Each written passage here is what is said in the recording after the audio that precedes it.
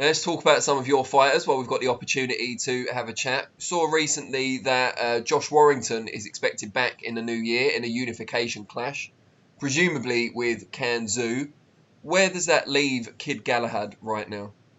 We've obviously talking to Eddie, and that fight should have been done in November, but we've kind of reached an agreement to let Warrington do that fight. So we've got a plan in place. It's just a case of getting it all signed up and in place, and then I think Eddie will make an announcement. But I'm not going to say anything until Eddie's, said that he's the promoter, and we'll see. But definitely next year, I'm thinking March time, Galahad's going to be in a world title fight. He's either going to fight the winner of Can Xu and Warrington. I don't think Warrington wants to fight Barry. If he wins that title, he might fight Barry. He might give it up. We'll have to see. If Can Xu wins, then he's down to fight. He'll have to fight Barry. So whichever way it is, it's a waiting game in boxing, and sometimes, you've got to be patient. You can't rush in. Galahad's always in the gym. It's not somebody I'm worried about going off the rails or losing his momentum. He's always in there. He's a consummate pro. So whenever that date is, he'll be ready within 6 to 8 weeks of the announcement.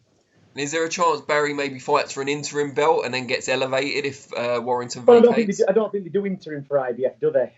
I think the outcome's going to be the winner. If it's Can Xu will have to fight Barry. If Warrington wins, he's got to make his mind up whether he's going to fight Barry or vacate. That's what it comes down to. So, it's whether Warrington wants to go down that same route again. Personally, I don't think he wants to. He probably wants to do other stuff. And he probably can, if he beats Can Xu, then he can move on to other fights. He may even move up. I don't know what his plans are. But all I know is that somewhere in the new year, before March, Galahad will be in probably a world title fight. And talking of fighters waiting around for their chance at global glory, Liam Williams seems to have been waiting forever for his shot at Demetrius Andre's WBO belt. We heard from Eddie Hearn not too long ago. He expects Andre's next fight to be against Billy Joe Saunders up at super middleweight. So where does that leave Liam Williams? Well, whoever's in, I think Liam Williams just wants to box for a world title fight, whoever it is, and if it's not him, it'll be the next one in line. I'm not sure if it's at Munguia, yeah. Whoever it is, that's where it is. Liam's where he's at now, 28 years old. He's been in world title fights before. This is the second coming of Liam Williams. He's a lot more patient. He's got a lot more about him. He's more calculating. And I think, he's in with a good shout, whoever he boxes. As long as they don't mess him in, don't mess him around and have him backwards and forwards. He's on it, he's training, and he's just waiting for his, date. So that's just, waiting and seeing. He's on it. He's in the right place. He's had a good, good year and a half with me. 2 years or whatever it is now, and he's in a good place. He's balanced, he's focused, and you can see from his performances whether they're top-notch fighters or people down the bottom of the ladder. He deals with them all the same way. Patient and just finishes them off. And about to welcome his second child into the world, so probably to do with the paycheck. Yeah, I'm saying, but his missus has got a good job anyway. Liam's got his head screwed on. He's earned some good money. He's got properties. He's not without a few quid. But the thing is with Liam, knowing him, he just switches off from that kind of stuff. And when he gets in that ring, that's it. He's focused on what he does. Nobody else matters, only him. And that's the good thing about it. He doesn't let anything outside of boxing get into his head. And then we've got Willie Hutchinson, was due to fight for the British super middleweight title not too long ago, but fell ill in the build-up. How's he getting on now? Yeah, he's back. I mean, it's the thing with boxing. Obviously, there's COVID going around. Luckily, unluckily we've had a few cases in the gym, but in the amateur section, everybody else has been good. Our fighters, I get tested every week. We've got a testing station around the corner.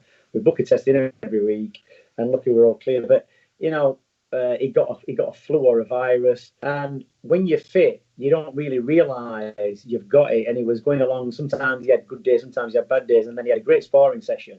The next day, I just feel achy, rough, tired. Gave him a few days off. He felt all right. Did a bit more training. Got run down again, and he just never right. And in total, it's been 5 weeks now, and he's only just getting back, to feeling normal, energy level. So they're talking about that fight in February, which leaves maybe about 8 weeks. And that'll just be about right, I think. There's no point taking a risk. He was gutted that he couldn't fight because everybody wants to fight before Christmas, get a payday, finish the year off good, finish with a title.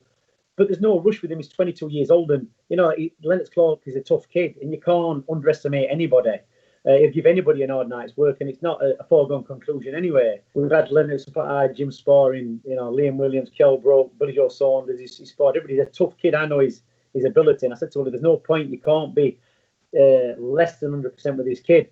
So you just have to be patient, and there's going to be times in your career when you have to train over Christmas and New Year and birthdays and births and marriages. Forget about all that kind of stuff. To be successful as a boxer, you have to cancel all that stuff out and make sacrifices. So, he's in Sheffield. He's spending Christmas all in Sheffield training, and he's slowly getting back up to where he needs to be fitness-wise. And you mentioned Kell Brook there. Have you spoken to Kell much since the defeat to Terence Crawford? He came in the gym the other day to say hello to everybody, and I think he's gone back to Fort Ventura to do a bit of training. So not really, I didn't have much to say to him. I mean, he came in, we had a few ways to have a laugh and a joke. We've all got a group chat on WhatsApp, and he's in the group. We all have a bit of banter, and look, he took his chance. And that's how it is. He's 34. Like I said, he's 35 this year. He's had a good career. Probably hasn't achieved what he could have done, but there's some fighters who achieve everything and end up broke. And luckily, he's I keep saying over and over again, he committed his life to boxing. He's made enough money that he never has to work again. He lives in a nice big house, lovely wife, 3 kids. What's he got to worry about? So, that's how boxing is. So he might be having another fight. I don't know. I don't ask. I've got other people now to be training and focusing on, who've got a bit more longevity, and they're just starting out, like Willie for one. Got other fighters coming through. So, Kell, I've spent a lot of time on Kell. We have fell out. We still talk, not an issue. And, just, see what happens. He might take another fight. It would be good, watching him in Khan. It'd be a bit probably like watching Tyson and Roy Jones the other week, but a slightly fresher version. But it's car crash TV, innit? So, I think people will pay for that. But I'm not having a dig, but that's, we'd have liked, that'd have been a fantastic fight in its prime. It'd have been great. But we're not going to get that. We're not going to get it in its prime now, are we? So even if we do get it, at least there'll be a decider, won't there? There'll be decided to the argument who wins. Would you prefer to see him call it a day, though, at this stage? Well, you don't often see. Well, you've never seen Kell Brook get stopped in 4 rounds as an amateur, and when he got hit with that shot, you never really see him covering up. You look against the fight he had against Fenchenko when he got a bit of a wobble and he got caught with a tough shot, and he just righted himself and composed himself and came back. Same against Golovkin. So whether age is catching up with him, because you can't beat Father Time. At some point, the last thing what a fight does lose, it's true. The last thing they lose is the power. What they do lose is timing, reflex, the ability to see a shot, and him getting out to 10.5 stone again. I've said this before in an interview that when you're younger, when you start dehydrating your body, everything dehydrates, your brain, your muscles. Now, when you're younger, you can recover. Maybe your brain just rehydrates better when you're younger. So when Kell was making 11 stone in his last couple of fights, he was fine. But maybe that extra 7 pounds, you think that extra 7 pounds, what's got to come off, and how much more is that shrinking his brain? And as his brain gone back up to full size, properly hydrated in the time frame that he's had, and maybe not. And so you're all going to be more susceptible to shots. If you make weight wrong, even as a fit kid, and you don't rehydrate, one tap on the chin, and you're all look at. I don't know what happened with Joshua, whether that's concussion against Ruiz in the first fight, but that can show you that somebody who seems pretty indestructible can be really, bowled over if they don't get the weight making process right, or they've had concussions in sparring. So that's the concern about being an older fighter. You're less robust. You've got to be more skillful of avoiding shots. And if you watch the slow motion shot of Crawford catching Kell, he actually caught Kell with Kell's own signature shot. But Kell's eyes are wide open. His head doesn't move. He's almost not even seeing the shot coming. So that tells you something that maybe whether it's the jet lag, it could be a lot of things, but more than likely it's just down to age and the natural aging process. So with that in mind, time to say goodbye. I know it's not your decision to make, but you know what? Sometimes your last fight could be your last fight, and what's the point? What has he got to prove? When you're getting stopped in 4 rounds, it's different when you're younger. 24, you get stopped. There are people who'll get beat in 1 round and then come back. Look at the times when Lennox Lewis had fights and got knocked out and he came back. Yeah. But not at 34. It's against times against you. So if it was, if I was any saying, I said to him, you don't need to. There's no point. There's no point even having somebody who's substandard. Look at Naz when he boxed Pereira, and he came back a year later, and it was a shocking. You'd never think that Naz was the fighter that he was.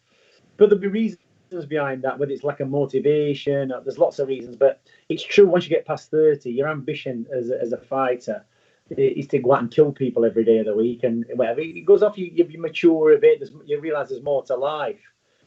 So hopefully Kell sees sense. He don't need to he doesn't need to put himself in the risk category. He's got through his career, apart from the broken eye sockets, relatively unscathed. He's never been knocked out, and that in later life does account for stuff like dementia and problems with your head.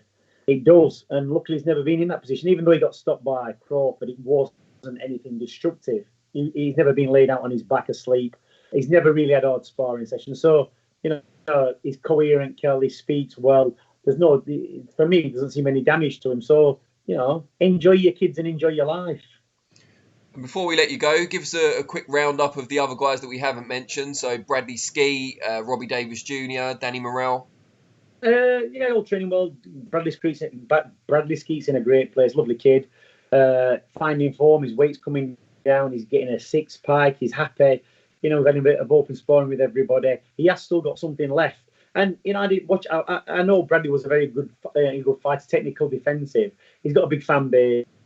Whether there's a demand for him again, I don't know. But I'll spend time on him because he rolls into the gym every day. He's up here 5 days a week. He's taking himself away from his comfort zone.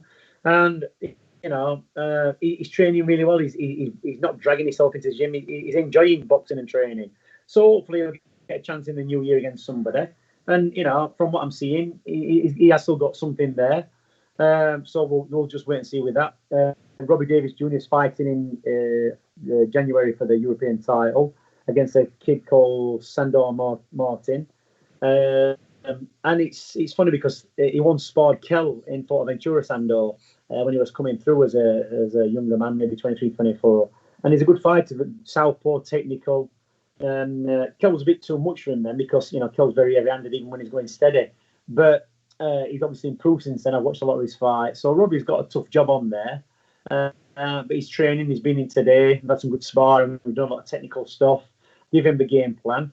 Robbie's been in tough fights. His signature style is to get in there and rip it up. But, you can't keep doing that every time. Sometimes you've got to have a bit of boxing in between. So, we're mixing it up. We're doing a bit of technique stuff, giving him the plan. It's all down to him implementing the plan against Martin, and hopefully he can lift the European title. And Danny Morrell? Yeah, Danny's ticking along, training, enjoying it, having good spars. Not only body sparring at the minute. Every now and again he'll spar with Kid Galahad, technical stuff. But he's learning. I've said to him, he never had. He had a lot of amateur fights, but no amateur pedigree, never won titles or competitions. But he's promoted by NTK. He's got a good social media presence. He's only young. He's got plenty of time to build him up, and he's in the right place. As long as he, stays focused and committed, he will improve drastically. Because we have made world champions out of kids. Johnny Nelson, for example, Junior Witter and Isham Pickering. They only won national boys' club title, CYPs or whatever. Isham Pickering became European. Junior became world. So. Naz and Ryan Rose never won senior titles, but the boxing world title fight, Naz became a great world champion. So it's down to the commitment that they put in, and if at the minute he's showing promise, he's learning. He's an old head on young shoulders. He's learned a lot of the old school tricks off Dave Allen from what Dave learned when he was a kid down at our gym, the turning, all the tricky stuff, not just being a stand-up straight up and down boxer. He knows all the moves. He's got all the tricks. So he's clever at what he does. Good-looking kid, ain't got a mark on him. For all the fights he's had, you won't think he were a boxer. So, and I think he said he had about 70 amateur fights, and he hasn't got a mark on him. So he's smart in what he's doing. And if he's going to do anything in boxing, he's in the right place. Great stuff. Always a pleasure. I'll let you get back to it, but appreciate it, and let's see if the prediction turns out right on Saturday. Right, I'm going to get onto Twitter now and start, having a troll through and start giving it people, see what's happening. Yeah, I've been off Twitter for a while, so I'll have a scan through and start firing a couple of shots. Stir in the pot, yeah. All right, well, we'll look forward to that. See you later, Danny. Cheers, mate. Take care. All right. Bye. Bye.